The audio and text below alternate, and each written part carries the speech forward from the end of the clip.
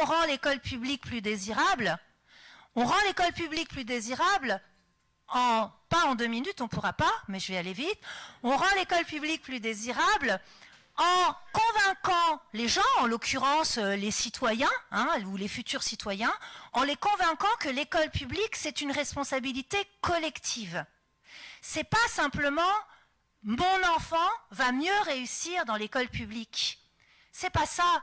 C'est l'école publique, c'est la seule solution pour que tous les enfants, à commencer par ceux qui n'en ont pas d'autres, puissent réussir.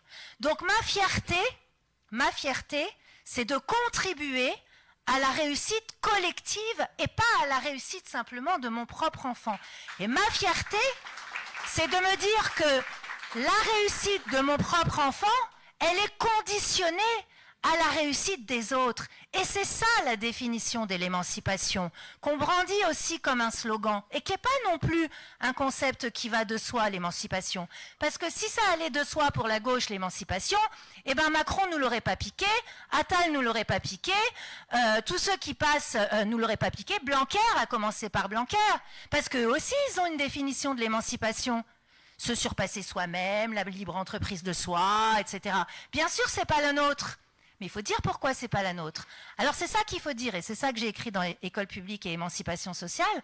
Nous, notre définition de l'émancipation sociale, c'est une définition collective. C'est on ne s'émancipe pas tout seul. On ne sort pas de soi-même comme si on était pionnier de la libre entreprise de soi. On ne s'émancipe que grâce à l'autre. Et ça n'est possible que dans un système égalitaire qui accueille de la même façon tous les enfants, mais en priorité les enfants qui n'ont pas d'autre solution que cette école.